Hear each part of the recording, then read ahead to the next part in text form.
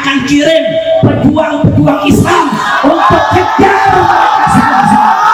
Penceramah Habib Muhammad Rizik Syihab mengancam akan mengerahkan para pejuang Islam untuk menangkap pelaku penyerangan terhadap acara ceramahnya di Pemalang, Jawa Tengah, Rabu malam kemarin. Assalamualaikum warahmatullahi wabarakatuh. Berdasarkan berita dari Detik News, di sini tertulis ada 15 orang yang jadi korban bentrok antara FPI dan PWI di acara pengajiannya Habib Rizik.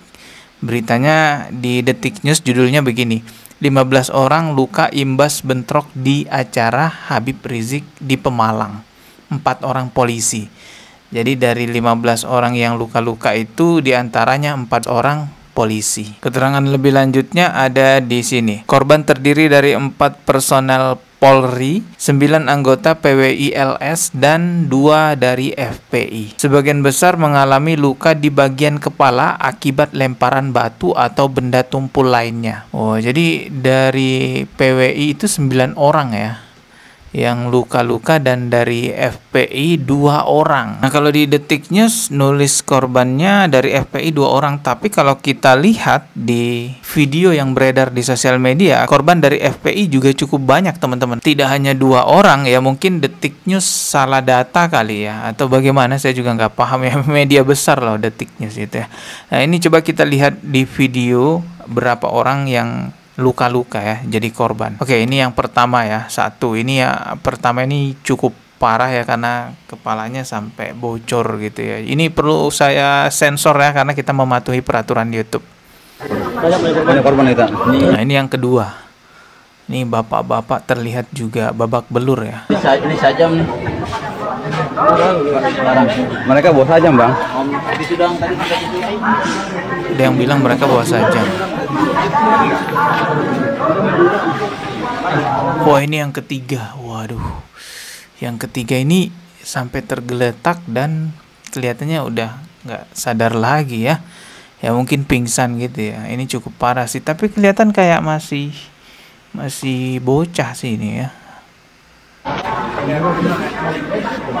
Nah, ini juga korban kepalanya ya. Udah berapa tuh? Udah 3 ya. 1, 2, 3 ya. 3, dan ini 4. Nah, ini yang kelima nih. Diantar lagi. Oh iya, setidaknya ada 4 atau 5 orang lah di sini yang jadi korban. Jadi sepertinya keliru ya berita di Detik News yang mengatakan FPI korban 2 orang. Terlihat dalam video yang tadi kita reaksi ada setidaknya 5 orang yang jadi korban luka-luka. Bahkan ada 1 orang yang sangat parah sekali lukanya. Ini bisa kita lihat di channel YouTube-nya Our Life Muslim Channel. Coba kita lihat videonya ya. Yang sampai berdarah-darah, kan kasihan, sampai lemah tak berdaya. Astagfirullah. Ya Allah, sampai begini ya Allah. Itu kan pribumi. Ya kalau yang dilihat seperti itu Rizik Syihab mungkin ya banyak yang seneng. Cuman kalau pribumi kasihan, meskipun mereka mukibin. Iya, sepertinya ini kena lemparan batu gitu ya. Nah, karena kelihatan nih di atas alisnya itu kayak sobek begitu teman-teman ya. Nah, ya kalau yang ini, ya Allah, dilihat seperti itu Rizik Syihab mungkin ya banyak yang seneng. Cuman kalau pribumi kasihan, meskipun mereka mukibin, kasihan. Mereka kan orang yang tersesatkan oleh Ba'alawi. Mereka termakan doktrin Ba'alawi. Kalau sudah cinta Ba'alawi, masuk surga tanpa hisab. Meskipun ahli maksiat, meskipun ibadahnya berantakan, cukup cinta sama Habib, nanti masuk surga tanpa hisab. Kalau ditanya nanti, ya kalau mati ditanya sama malaikat, man robuka, man nabiyuka, madinuka, jawab Habib Abdullah Al-Haddad, atau jawab nama Habib yang dicintai. Ya, mereka termakan dengan doktrin-doktrin yang sesat dan menyesatkan dari Ba'alawi. Oh, ini juga nih luka-luka. Kasihan mereka. Ya, kasihan. Ya, tapi mungkin Wah, ya Allah, ya kasihan bener ya orang yang jadi mukibin. Para mukibin menganggap bahwa apa yang mereka lakukan adalah jihad karena memang doktrinnya ya begitu. Ya ayo kita jihad, sehingga mereka tuh berani mengorbankan sampai nyawa mereka. Suara jihad telah dikumandangkan, saudara-saudara.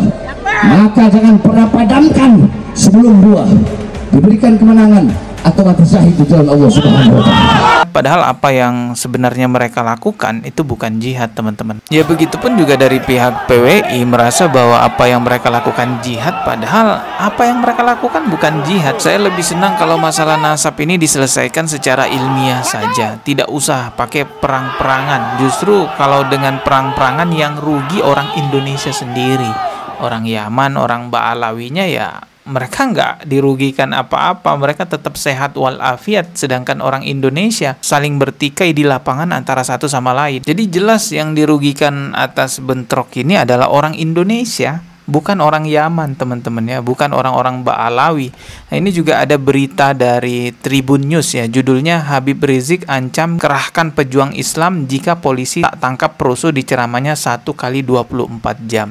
Nah, coba kita lihat videonya. Kami akan kirim pejuang-pejuang Islam untuk kejar.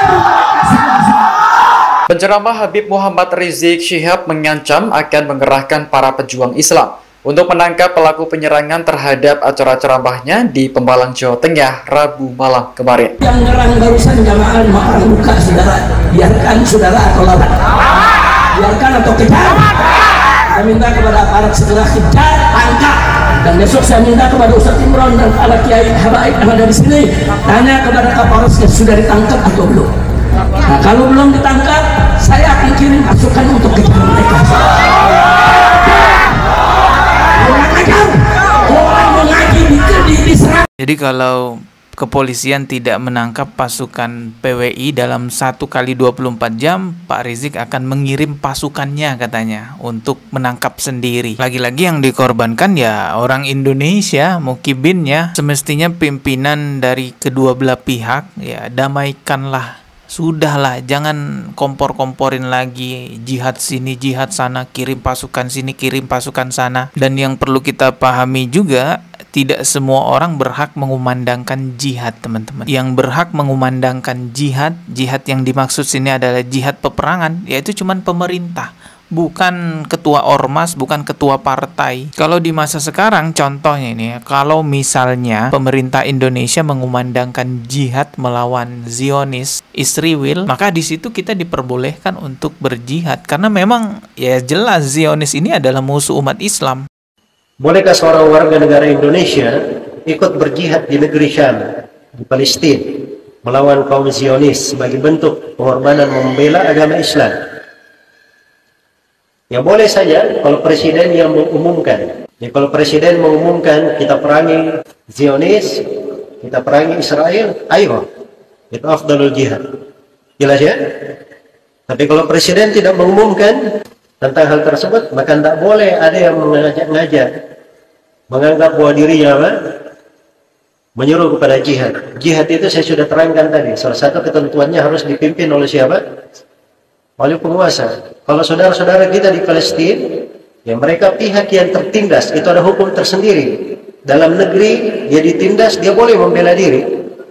Boleh membela diri. Jadi jelas ya, jihad itu dikumandangkan oleh penguasa negara, bukan pemimpin ormas. Apalagi yang dilawan ternyata adalah sesama muslim di dalam negeri itu ya. Konyol sekali, bodoh kali kalian mau aja diprovokasi atas nama jihad. Apalagi bapak-bapak yang punya anak ya, jadi tulang punggung keluarganya. Aduh, kasihan. Makanya saya bilang tadi seharusnya kedua belah pihak itu pemimpinnya mendamaikan, bukan memprovokasi, kirim pasukan ini, jihad lah, balas dendam apa. Astagfirullah, jangan dibodoh-bodohi atas nama jihad. Kita ketemu lagi di video berikutnya. Subscribe dan juga loncengnya ditekan sebagai notifikasi. Wassalamualaikum warahmatullahi wabarakatuh.